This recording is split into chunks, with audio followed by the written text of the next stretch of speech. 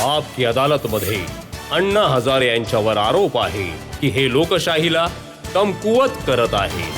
अण्णा, सरकारचे मोठमोठे मंत्री असे म्हणतात की हे जे तुमचं आंदोलन आहे त्याने लोकशाही कमकुवत होत आहे. त्यांचं म्हणणं आहे की कायदा बनवण्याचं काम पार्लमेंटचं आहे. जनतेने निवडलेल्या प्रतिनिधींचा जो अधिकार आहे ते कसं तुम्ही त्यांच्याकडून हिसकावून घेऊ शकता? पार्लमेंटला ते खूपच संकुचित विचार करत आहेत. जनतेने आपले प्रतिनिधी म्हणून पाठवले आहेत, आपले विश्वस्त म्हणून पाठवले आहेत, आपले ट्रस्टी म्हणून पाठवले आहेत आणि जनता म्हणत आहे की हे असा कायदा बनवायचा आहे, तर तो सरकारने कायदा बनवलाच पाहिजे. तर हे काय आहे? जनतेचं प्रेशर नाहीये. जनतेचा हक्क आहे ना सांगण्याचा. आणि जर तुम्ही वीक कायदा बनवला असाल, तर त्या कायद्याचा काय अर्थ आहे? इंग्रजांनी जे कायदे बनवले होते, असे वीक कायदे बनवले, त्यामुळेच तर हे करप्शन वाढत आहे. आज करप्शन वाढत आहे, त्याचं कारण कायद्याची कुणाला भीती नाहीये. वीक आहे कायदा. तो कायदा मजबूत करण्यासाठी जनता जेव्हा म्हणत आहे, की हा चांगला कायदा असला पाहिजे, त्याला ब्रेक लागू शकतो करप्शनला, तर सरकारने केलं पाहिजे. सरकार मालक नाहीये. सरकार सेवक आहे जनतेचे. आणि जनता म्हणत आहे, जनता आपल्यासाठी बोलत नाहीये, या देशासाठी बोलत आहे. तर हा सरकारने विचार केला पाहिजे या नाही अण्णा, गोष्टीचा. सरकार असं सुद्धा म्हणतंय की या प्रकारे तर एखाद्या माणसाची कुठली मागणी असेल तर ते जंतर मंतरला बसतील, उपोषण करतील, आंदोलन करतील आणि काही मागणी करतील आणि सरकारला दबावामुळे ते मान्य करावं लागेल. इंडिव्हिज्युअल मागत नाहीये. इंडिव्हिज्युअल नाहीये. इंडिव्हिज्युअलची मागणीसाठी आणखीन काही मार्ग आहेत. हे देशाच्या भल्यासाठी, समाजाच्या भल्यासाठी जे जे प्रश्न आहेत आणि सामूहिकरित्या जनता म्हणत आहे हे करणं गरजेचं आहे, अशा प्रश्नांचा सरकारने विचार करायचा आहे. जर नाही विचार केला तर मग सरकारला धडा शिकवेल. धडा शिकवेल मी. माझ्याकडे काहीच नाहीये. एका मंदिरात राहतो. 8 फूट बाय 10 फुटाची खोली आहे. जमिनीवर झोपतो, खाण्यासाठी प्लेट आहे. परंतु 6 कॅबिनेट मिनिस्टरची विकेट घेतली करप्टेड लोक. घरी गेले, जेलमध्ये. तर ते काम आपल्याला करावं लागणार आहे. स्वातंत्र्याचा अर्थ स्वैराचार कोणी समजत असेल तर त्यांना जनतेने धडा शिकवण्याची गरज आहे. अण्णा, मी जयंती नटराजन यांचं विधान पाहिलं. काँग्रेस पार्टीच्या त्या प्रवक्ता आहेत आणि काँग्रेस पार्टीच्या मीडिया प्रभारी जनार्दन त्रिवेदी, पी चिदंबरम या सगळ्या लोकांनी वेगवेगळ्या पद्धतीने एकच गोष्ट सांगितली की अण्णा हजारे जनतेची जी ताकद आहे त्याच्या बळावर ब्लॅकमेल करण्याचं काम करत आहे सरकारला. जर सरकार याला ब्लॅकमेल म्हणत असेल, जनतेचा हक्क आहे आणि आपल्या हक्काबद्दल सरकारला बोलत असेल आणि सरकार म्हणत असेल ब्लॅकमेल आहे, तर आम्ही आमच्या आयुष्यामध्ये ब्लॅकमेल करतच राहू देशासाठी. देशाच्या भल्यासाठी ब्लॅकमेल करत राहू. जर तुम्हाला कायदा बनवायचा आहे, तुम्ही का नाही निवडणूक लढत? निवडणूक लढा, पार्लमेंटमध्ये या आणि तिथे बसून कायदा बनवा. अरविंद केजरीवालांनी, किरण बेदींनी निवडणूक लढावी, अण्णा हजारेंनी निवडणूक लढावी. हे मी मान्य करतो. मी जर उद्या इलेक्शनसाठी उभा राहिलो तर माझं डिपॉझिट जप्त होईल. डिपॉझिट सुद्धा जप्त होईल. आज परिस्थिती अशी आहे. त्यामुळे ती गोष्ट मी मान्य करतो. ते जे म्हणत आहेत ना, 10 करोड रुपये माझ्याकडे खर्च करण्यासाठी नाहीये. तो बँक बॅलन्स नाहीये. तर त्यामुळे मी निवडणुकीमध्ये येऊ शकत नाही. हे मी मान्य करतो. परंतु ही गोष्ट मी मान्य करतो की जनशक्ती जर एकत्र आली तर जे लोकप्रतिनिधी नाही करू शकत ते जनता करू शकते. कारण की ते त्यांचे सेवक आहेत. ते म्हणाले की अनइलेक्टेड डिक्टेटर आहेत. असे हुकुमशाह झाले आहेत जे निवडणूक लढू शकत तर नाही, निवडणूक जिंकू शकत नाही, पण अण्णा हजारे हुकुमशाही करत आहेत. त्यांना असं वाटतं की मी हुकुमशाही करत आहे, तर अशी हुकुमशाही मी करत राहील समाजासाठी, देशासाठी. कारण माझी लाईफ, मी आपलं पूर्ण लाईफ या देशासाठी अर्पण केलं आहे. समाजासाठी अर्पण केली आहे. आयुष्यात कधी बँक बॅलन्स राहिला नाही. माझ्या घरामध्ये 3 भाऊ आहेत. त्यांची भावाची मुलांची नावं काय आहेत हे मला अजून माहीत नाहीये. करोडो रुपयांची योजना स्वीकारली नाही, कधी बँक बॅलन्स नाही. अशा परिस्थितीमध्ये जर मला हुकुमशाही म्हणत असेल तर मी करत राहीन माझ्या देशासाठी. ते मी करत राहणार मी नेहमी करणार. गर्दी गोळा करून त्याने दबाव बनवून सरकारच्या वर आणि सरकारकडून तुम्ही असे निर्णय घ्यायला लावाल. करावेच लागेल. स्वातंत्र्याचा अर्थ स्वैराचार म्हणून कोणी घेत असेल तर जनशक्तीचा दबाव निर्माण करणं हाच एक पर्याय असतो. त्यानेच हे जो आपला स्वातंत्र्याचा अर्थ स्वैराचार लावून चालत आहेत त्याला ब्रेक लावण्यासाठी हाच एक पर्याय आहे. जनशक्तीचा दबाव. समविचारी लोकांनी एकत्र येऊन जनशक्तीचा दबाव निर्माण करणं, यानेच लोकशाही प्रबळ होईल, सुदृढ होईल, निकोप होईल आणि सामान्य लोकांना न्याय मिळेल. हो, असं मला वाटतं. काय आहे, कशासाठी? ना माझी मुलं बाळ नाहीयेत, मी काही स्वतःसाठी मागत नाहीये. माझ्या आयुष्याचं सगळं अर्पण केलं या समाजासाठी, देशासाठी, आणि मी हे ठरवलं आहे कि दिल दिया है जान भी देंगे ये वतन तेरे लिए.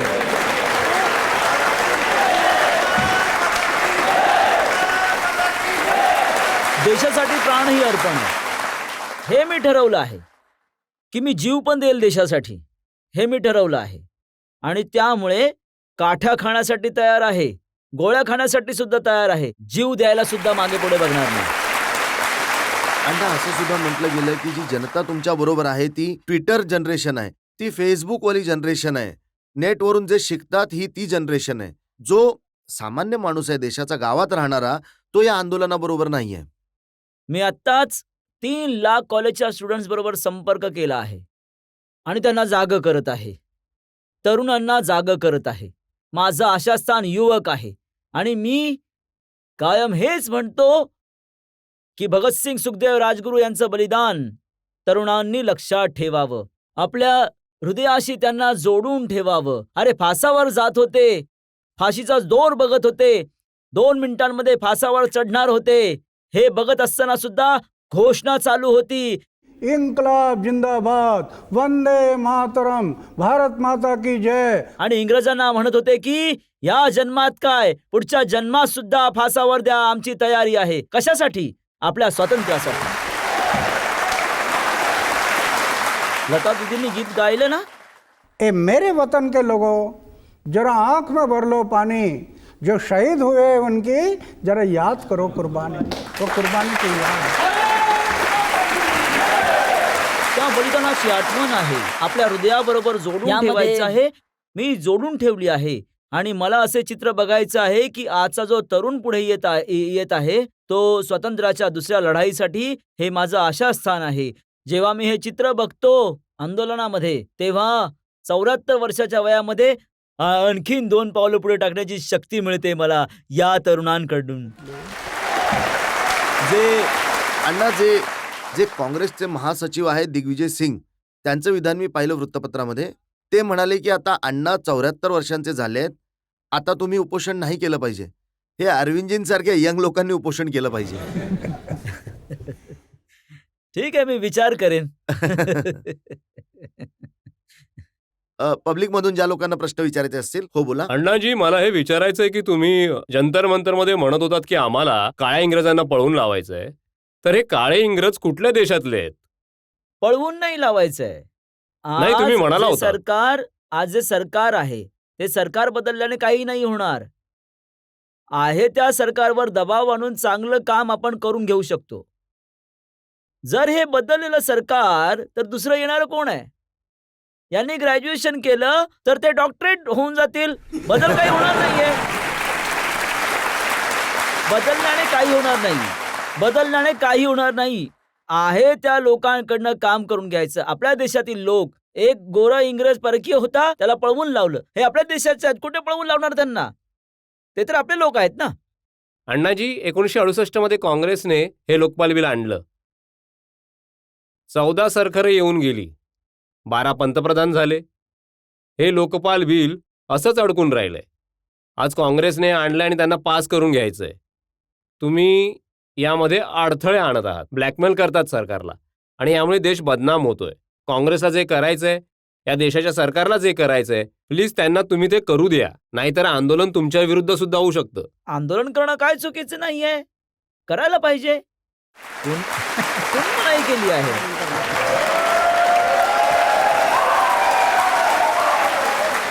आणि हे काही अडथळे आणत नाहीयेत. काँग्रेस असो, बीजेपी असो, शिवसेना असो, कोणी असो, आपल्या देशाचे नाही पण लोक तुमचं आहेत. पटत नाही ना कोणासोबत. इंडिव्हिज्युअल आमचा काय वाद आहे? आमचा काही वाद नाहीये, वैयक्तिक काही वाद नाहीये. आमची त्यांना ही बिल इच्छा तर भरून द्या. आहे. जर काही त्यामध्ये कमी राहिली तर पुढील सरकार त्यामध्ये काही त्यांचं म्हणणं आहे की हा कायदा बनवू द्या, जर काही कमी राहिली तर मग ती परत ठीक करून घेऊयात. नाही, नाही, तुम्हाला स्टडी करावी लागेल. हा कायदा बनण्यासाठी जो काही ड्राफ्ट बनला आहे सरकारने, इतका वीक आहे. हा करप्शनला ब्रेक नाही लावू शकत. आम्हाला तर हेच वाटतं, की जो ड्राफ्ट बनला आहे त्यावर अजून चर्चा झाली आहे. जॉइंट कमिटी बनवली आहे आणि जॉइंट कमिटी बनवून आता 3 महिन्यांपासून आम्ही मीटिंगसुद्धा चालू आहे. आणि अचानकपणे म्हणाले, की नाही, नाही, नाही, हे नाही होणार. अरे, मग ही जॉइंट कमिटी बनवली कशासाठी? उगाचच तुमचा वेळ गेला, वाया गेला, आमचा वेळ वाया गेला. आधी सांगायचं होतं, की आम्ही नाही करणार. ही गोष्ट बरोबर नाहीये. अण्णा, उत्तर प्रदेशच्या मुख्यमंत्री मायावती म्हणाल्या की तुम्ही तर चुकीच्या सरकारवर विश्वास ठेवत आहात. तुम्ही यांच्याशी बोललं नाही पाहिजे. तुम्ही तर हा लोकपाल बिलचा मुद्दा घेऊन जनतेच्या मध्ये गेलं पाहिजे पार्लमेंटच्या इलेक्शनसाठी. ठीक आहे, यासाठी आम्ही तुमचा सल्ला घेऊ. हे 5ही प्रतिनिधी सरकारचे आहेत. ते कमीत कमी 20-20 लाख एक वोटर येतो त्यांच्या क्षेत्रामध्ये. कमीत कमी 10-10, 5-5 लाख वोटर्स आहेत. आणि सिव्हिल सोसायटीचे लोक केवळ जे ग्रामप्रमुखाची सुद्धा निवडणूक नाही जिंकू शकत, कदाचित नाही लढणार 5ही लोक, ते त्यांना आव्हान देत आहेत ते जे निवडणुकीमध्ये जिंकून आलेत. 20-20 लाख एका क्षेत्रामध्ये असतात. कमी हीच राहिली आपली, की ज्यांना आपण निवडून दिलं ते आपले सेवक आहेत आणि आपण यासाठी निवडून दिलं आहे, की आपल्या पैशांचं योग्य व्यवस्थापन करा आणि चांगले चांगले कायदे बनवा. यासाठी जनतेने त्यांना निवडून दिलंय आणि जनता म्हणते, की हा कायदा बनवा आणि जर नाही बनवला तर दुसरा काय मार्ग आहे मग? तर मग त्यासाठी तुम्ही तुमची एक पार्टी उभी करा आणि मग निवडणुकीमध्ये जा आणि मग येऊन जनतेचे प्रतिनिधी बनून काम करा ना. तर चांगलं वाटेल. सिव्हिल सोसायटीचा अर्थ काय आहे? सिव्हिलमध्ये तर सगळेच येतात, केवळ 5 लोक थोडीच येतात. केवळ 2च वकील आहेत का? अहो, प्रशांत भूषण, शशी भूषण असे एकापेक्षा एक वकील खूप आहे तिथे. त्यांचं म्हणणं आहे की तुम्ही सुद्धा एक पॉलिटिकल पार्टी का नाही बनवत आणि त्या पार्टीने निवडणूक लढवा, त्या पार्टीने आपलं सरकार बनवावं, मग तुम्हाला हवा तसा कायदा बनवा. हेच बोलायचंय. मी आधीच सांगितलं आहे, मी मंदिरामध्ये राहतो. 8 फूट बाय 10 फुटाची खोली आहे. अशा वेळी पार्टी बनवणं हे माझ्यासाठी इतकं सोपं नाहीये. पण असे जे स्वातंत्र्याचा अर्थ स्वैराचार म्हणून चालणारे लोक आहेत, त्यांच्यावर एक प्रेशर ग्रुप जनतेकडून, त्यांची शक्ती जास्त आहे. तो जो ग्रुप बनेल, प्रेशर ग्रुप, त्याची शक्ती जास्त आहे. त्यामुळे मी तो प्रयत्न करत आहे. आणि दुसरी गोष्ट अशी आहे, की मी आता प्रयत्न करत आहे, की असे नवयुवक आहेत, जे चारित्र्यशील युवक आहेत, त्यांना मी म्हणत आहे, की इलेक्शनसाठी उभं राहायचं आहे. आधी चारित्र्य निर्माण करा. आपला शुद्ध आचार, शुद्ध विचार, निष्कलंक जीवन, त्याग, अपमान पचवण्याची शक्ती ठेवा आणि समाजासाठी जळणाऱ्या दिव्याप्रमाणे आणि नंतर तुम्ही उभे राहा. तुम्ही जेव्हा उभे राहाल तेव्हा मी तुमच्या प्रचारासाठी येईल. कुठला पक्ष पार्टी काढू नका. फक्त इलेक्शनसाठी चारित्र्यशील लोकांनी जाणं गरजेचं आहे पार्लमेंटमध्ये सुद्धा. चारित्र्यशील लोक. मला विचारायचं होतं की म्हणजे की जर तुम्हाला पॉलिटिक्समध्ये यायची संधी मिळाली तर तुम्ही स्वीकाराल की समजा नाकाराल? जर कोणीतरी तुम्हाला पंतप्रधान बनवलं तर तुम्ही बनाल का? लोकपाल बिल. या चिखलामध्ये दगड फेकून माझ्या शरीरावर उडवून घेणं मी योग्य समजत नाही.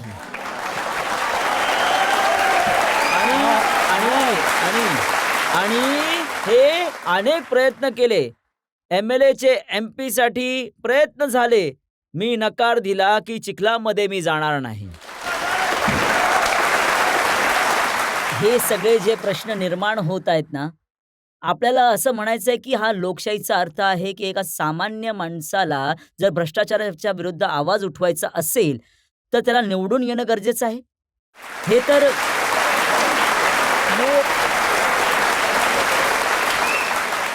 हे भ्रष्ट लोकांनी हे असं चुकीचं डिबेट सुरू केलं आहे की अरे तुम्ही जर भ्रष्टाचाराच्या विरोधात आवाज उठवत आहात तर आधी निवडून या. आपला टॅक्स, मी टॅक्स देतो, हे टॅक्स देतात, आपला टॅक्स जे चोरी करत आहेत आणि म्हणत आहेत की आमच्या विरुद्ध आवाज उठवायचा असेल तर आधी निवडून या. हे कुठलं? आणि आम्हाला जर आवाज उठवायचा असेल तर आम्हाला तितकंच ठेवायचंय, आम्हाला नाही जायचं निवडणुकीत. आम्हाला एक सामान्य माणसाप्रमाणे आयुष्य जगायचं आहे. काय गुन्हा आहे यामध्ये?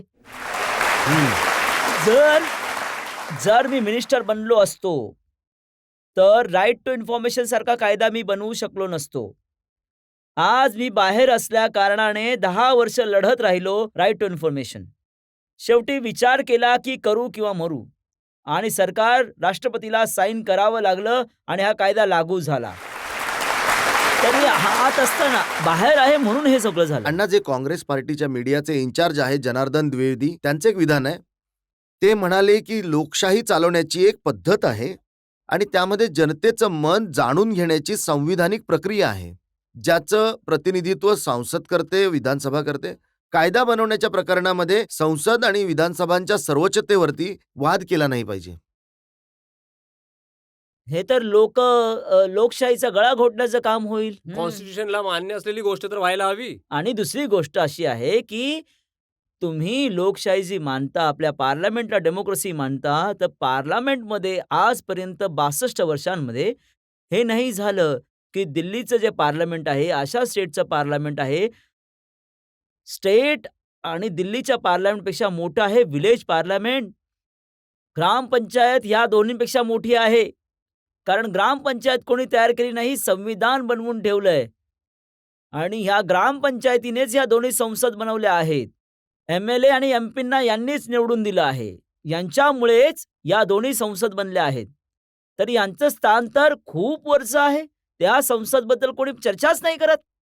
आणि माझं हे म्हणणं आहे, जर संसदेने चुकीचं केलं तर या देशातील लोकांना त्याच्या विरुद्ध आवाज उठवण्याचा अधिकार असला पाहिजे की नसला पाहिजे? जर लोकपालने चुकीचं काम केलं तर त्याच्या विरुद्ध सुद्धा आवाज उठवू. तुम्ही असा विचार करत आहात की चुकीचं काम लोकपालने केलं तर त्याच्या विरुद्ध सुद्धा आवाज उठवू. मी हे म्हणत आहे की हे जे एक कट कारस्थान रचलं जात आहे, संसद सुप्रीम आहे, संसद सुप्रीम नाहीये.